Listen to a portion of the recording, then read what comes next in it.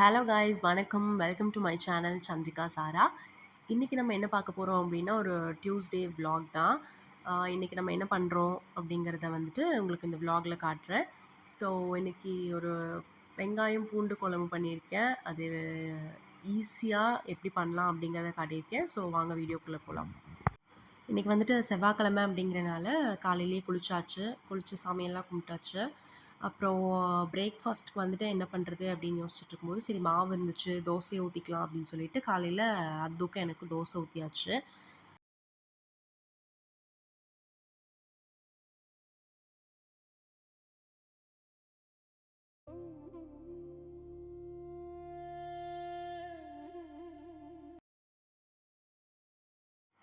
நீங்கள் சிம்பிளாக தேங்காய் சட்னி செய்கிறது எப்படின்னு பார்த்தீங்க அப்படின்னா, கொஞ்சம் தேங்காய் எடுத்துக்கோங்க.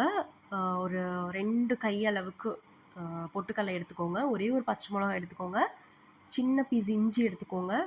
அப்புறம் ஒரே ஒரு பூண்டு, கொஞ்சம் கல்லுப்பு ஆட் பண்ணிக்கோங்க. இது வந்துட்டு நல்ல டேஸ்ட் குடுக்கும். ஸோ நான் வந்துட்டு தாளிக்கல. உங்களுக்கு தாளிக்கணும் அப்படின்ற பட்சத்தில நீங்க தேங்காய் எண்ணெய் ஊத்திக்கோங்க. அதில கொஞ்சம் கடலப்பருப்பு, உளுந்து, கொஞ்சம் கடலைப்பருப்பு, ஆ ஒரு ஒரு கொத்து கருவேப்பில, அதுக்கப்புறம் வந்துட்டு வரமிளகா 1 ஆட் பண்ணுறதுனா பண்ணிக்கலாம். இந்த தாளிப்பு எடுத்து இந்த சட்னிக்குள்ள ஊத்திட்டீங்கன்னா, நல்லா டேஸ்ட் குடுக்கும். சூப்பரா இருக்கும். ஆ அப்புறம் வந்துட்டு நம்ம தோசை ஊத்தியாச்சு. அதுக்கு வந்துட்டு தோசைய ஊத்தி ஊட்டி விட்டுட்டு, நானும் வந்துட்டு தோசை சாப்பிட்டாச்சு.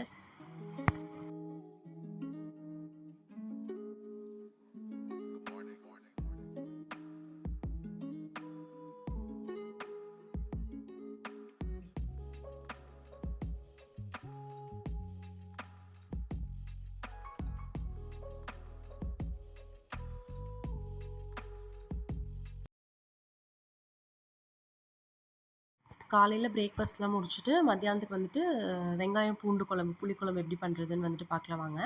சின்ன வெங்காயம் கொஞ்சம் நெறையா கட் பண்ணி வச்சுக்கோங்க. ஒரு 10 டூ 20 சின்ன வெங்காயம் 2, 2ஆ அப்படி கட் பண்ணி வச்சுக்கோங்க.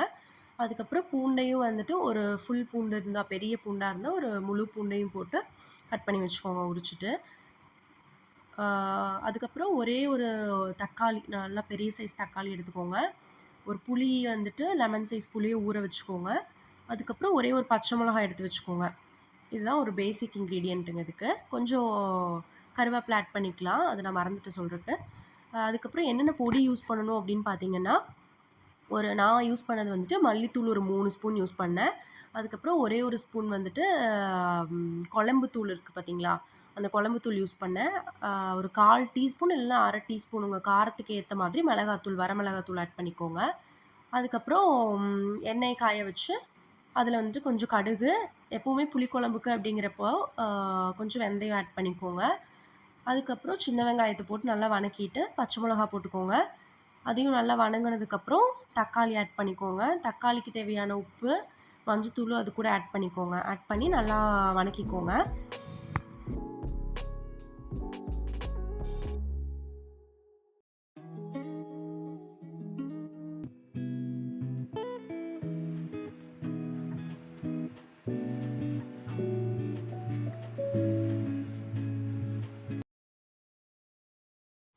தக்காளி, வெங்காயம், பூண்டு எல்லாம் நல்லா வதங்குனதுக்கப்புறம், இந்த நம்ம எடுத்து வச்சிருக்கோம்ல, இந்த பொடியெல்லாம் ஆட் பண்ணி அதோட பச்சை வாசம் போற வரைக்கும் நல்லா வணக்கிக்கோங்க.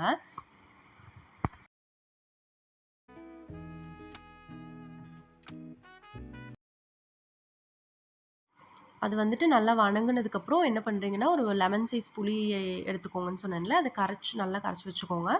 அத வந்துட்டு ஆட் பண்ணிக்கோங்க.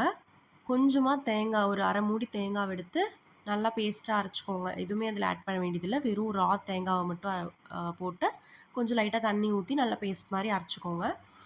அத நல்லா கிளறி விட்டுட்டு, அதுக்கப்புறம் கல்லுப்பு, அதுக்கு தேவையான கல்லுப்பு ஆட் பண்ணிக்கோங்க. ஆட் பண்ணதுக்கப்புறம் லாஸ்ட்டா நம்ம வந்துட்டு இறக்க போறப்போ, கரெக்ட்டா உப்பு உங்களுக்கு ஓகேவா இருக்கான்னு பார்த்துக்கோங்க. அப்படி இல்லன்னா உப்பு சேர்த்துக்கோங்க. எனக்கு கரெக்ட்டா இருந்துச்சு. ஸோ லைட்டா கொத்தமல்லி மட்டும் ஆட் பண்ணிக்கோங்க. கொத்தமல்லி ஆட் பண்ணதுக்கப்புறம் அதுக்கு ஒரு நல்ல ஃப்ளேவர் குடுக்கும். அதுக்கப்புறம் என்ன அப்படின்னு பார்த்தீங்கன்னா, அது வந்துட்டு கார்ன் வேக வச்சு குடுங்க அப்படின்னு சொல்லிட்டு இருந்தான்.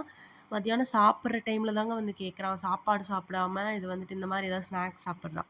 ஸோ சரி என்ன பண்றதுன்னு சொல்லிட்டு கார்ன வேக வச்சு குடுத்துட்டுருந்தோம். அ அது ஒரு பக்கம் வெந்துட்டு இருந்துச்சு. ஸோ மேங்கோ வந்துட்டு இருந்துச்சு. நல்லா ஸ்வீட்டா இருந்துச்சு. முந்தா நேத்து சாப்பிட்டது வந்துட்டு நல்லா ஸ்வீட்டா இருந்துச்சுன்னு சொல்லிட்டு, இன்னும் 2 மேங்கோ இருந்துச்சுன்னு சொல்லிட்டு, அத கட் பண்ணி சாப்பிட்டுட்டு இருந்தோம். அதுக்கப்புறம் பாத்திரம் வந்துட்டு நெறைய சேர்ந்துருச்சுங்க. அதெல்லாம் வெலக்கி முடிக்கிறதுக்கே கொஞ்சம் லேட் ஆயிருச்சு.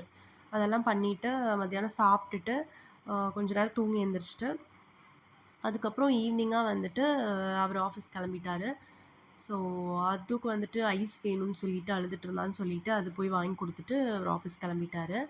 நம்ம ஓகே நம்ம ரொட்டீன பார்க்கலான்னு சொல்லிட்டு, கண்டிப்பா நம்மளுக்கு டீ, காஃபி இல்லாம அந்த டே வந்துட்டு எண்ட் ஆகாது.